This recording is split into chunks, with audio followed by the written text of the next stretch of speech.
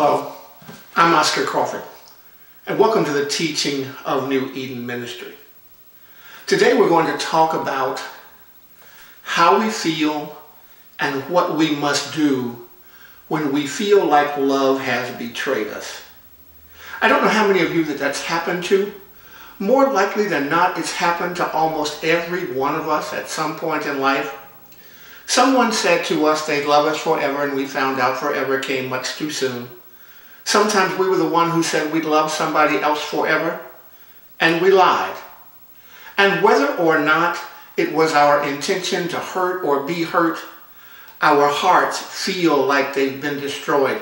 We feel like we want to die. We don't know what to do. Well, today we're going to talk about what to do when love has betrayed us. Let us pray. Dear God, thank you for the privilege to join with friends and loved ones and new persons to share with today. We know that people experience heartbreak and broken hearts and disappointment all the time, whether it's from death and divorce or just somebody changed their mind. Well, today we're believing that the Word of God has a message for us on what to do when we feel like we've been betrayed by love. Thank you for the message. May it be used to be of comfort and encouragement in Jesus' name. Amen. All right. One of the things we always try to do quickly so that you can know that the Word of God is speaking to the kinds of things that we deal with as humans. Today we're dealing with what to do when we feel like love has betrayed us. And does the Bible have anything to say about that? Well, I'm here to suggest to you that in a number of places in the Bible, we get information on what to do when we feel like we've been betrayed by love or our relationships with persons who said that they would love us intimately over time. All right, now I am reading today from the African American Devotional Bible, the King James Version. And remember, I told you I'm going to be talking to you soon about what it means to be reading from a version. Well, today we're going to be reading from the Gospel of Luke, chapter 4, and we're going to begin reading at verse 18. Luke, chapter 4, beginning at verse 18. I want you to hear this. Actually, I'll begin at 17 so you can get a clearer picture of the context. And there was delivered unto him, Jesus, the book of the prophet Isaiah.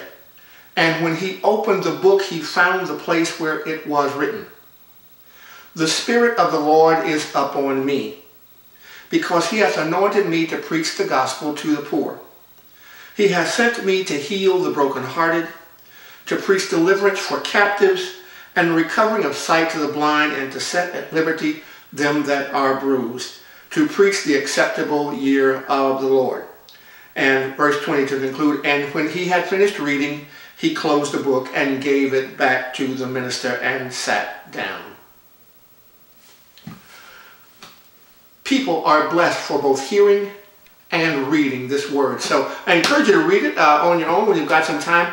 I know many people spend a lot of time in their Bible daily. Others do it occasionally. I recommend it to you for the sake of knowing things have been spoken to the issues that we deal with all the time. And the Bible is a good place to always start. If you need help trying to navigate what the scriptures are having to say, talk to me or talk to some others that you have confidence in who work with the scriptures over the years, that we might guide you so that you can find a reference for the kinds of things that you're going through. All right, so what do we do?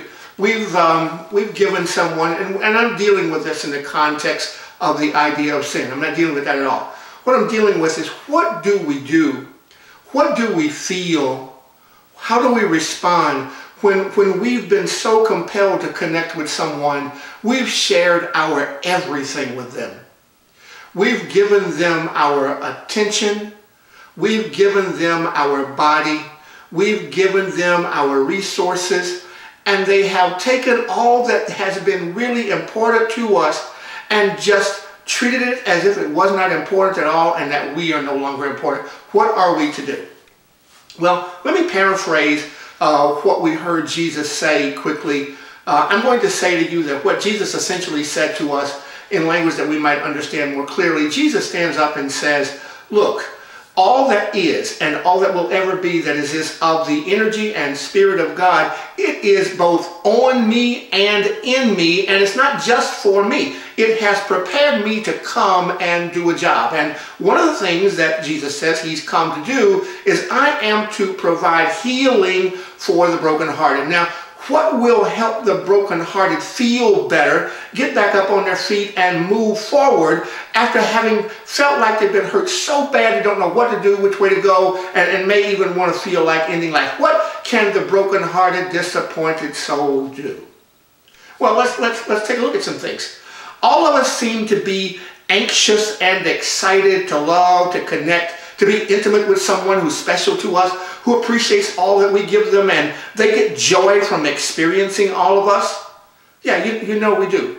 And not all of us do it the same way. We don't all do it the same way, but all of us enjoy the giving and sharing context of intimate love with someone who's very important to us. We just do. There's something gratifying about it. I'm able to give my affection and love and attention to someone and their heart sings. Are you feeling me?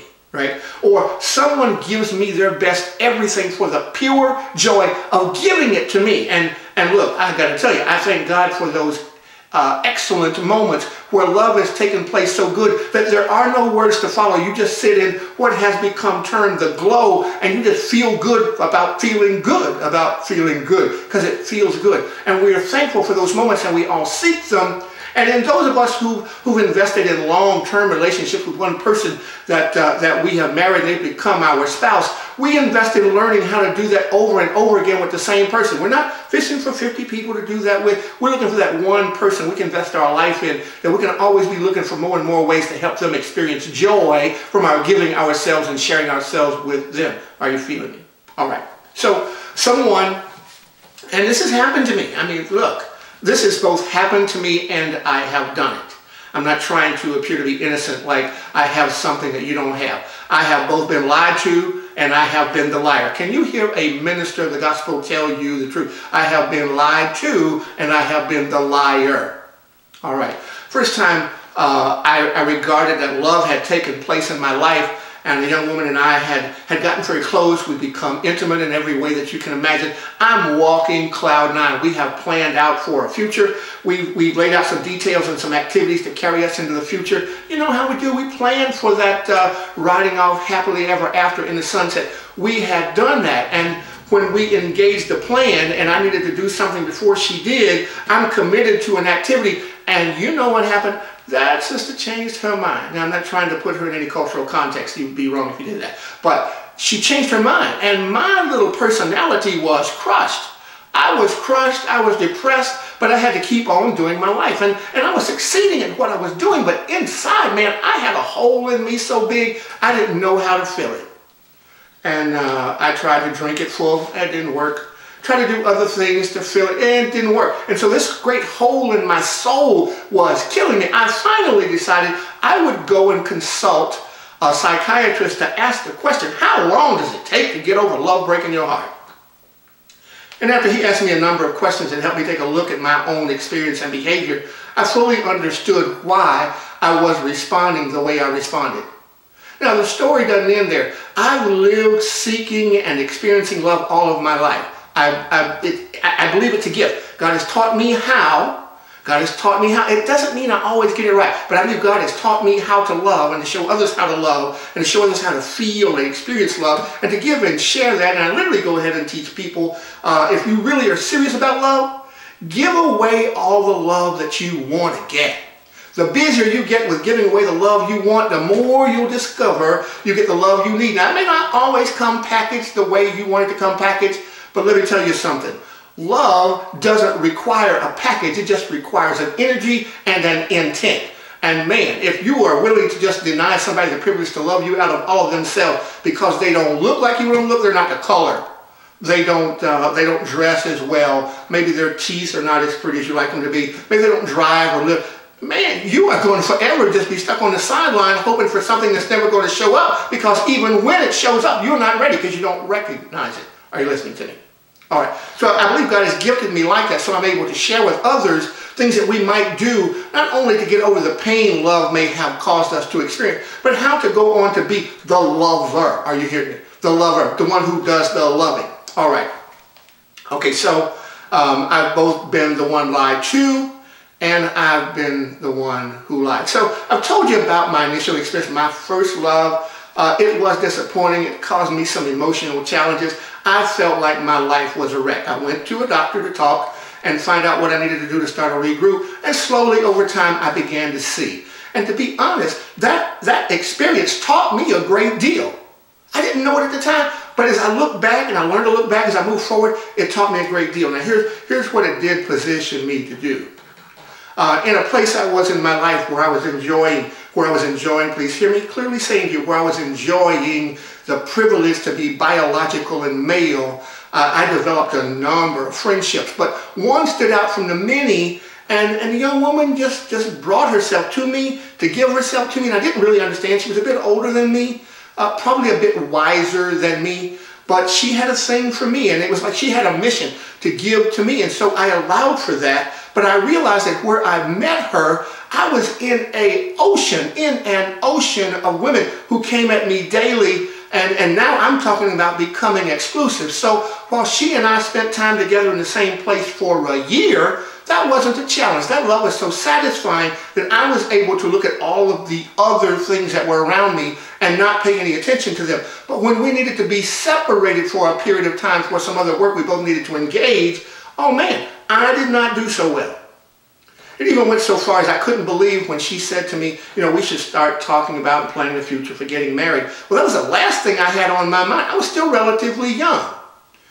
But I didn't know how to say, no, baby, that doesn't interest me. I don't know if I'm ready for that. I didn't know how to say that, so I said, sure.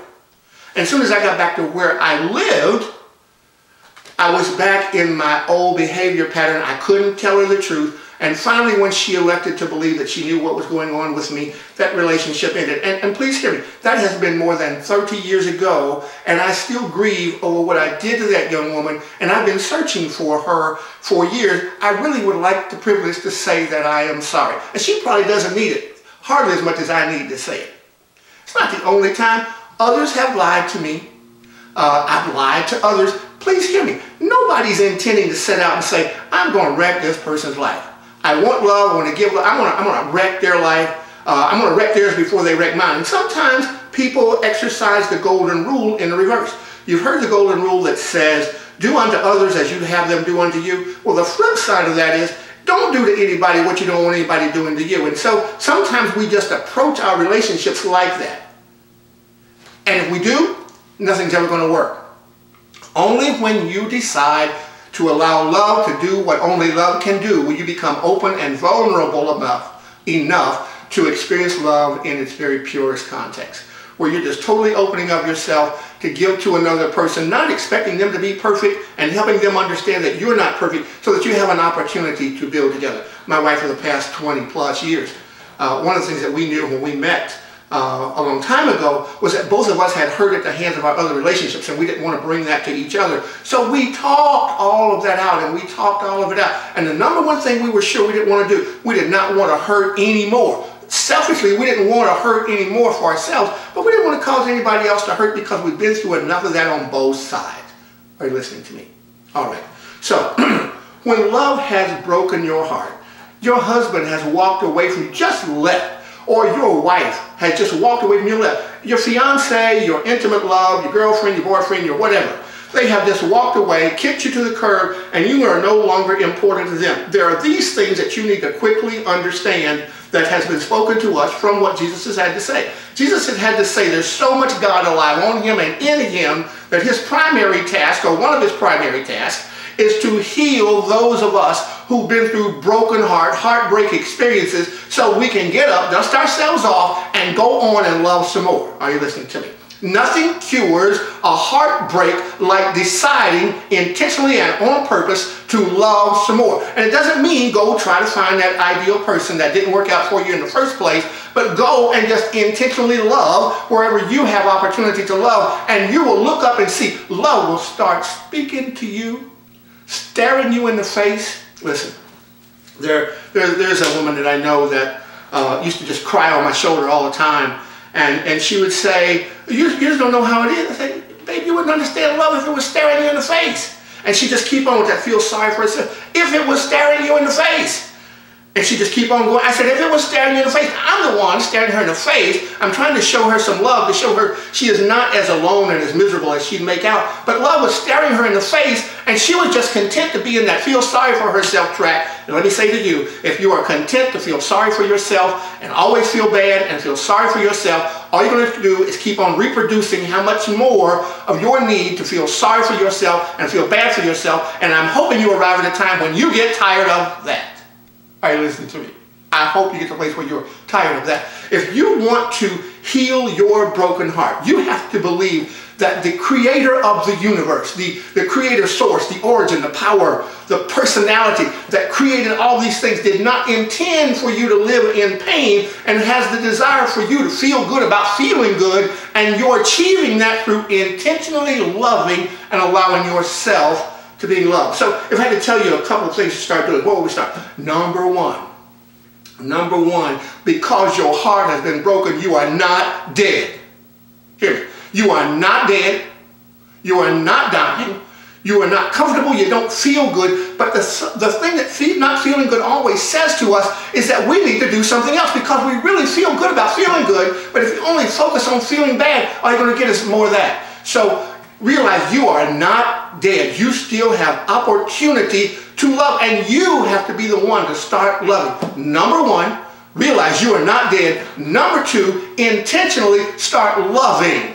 Find opportunities to love. Find a child to love. Find a senior elder to love. Find somebody that nobody cares about to love. Start giving your love away faster than you can think about it. Love on purpose. Love with intention. Love. You ain't dead. Not good English. You are not dead.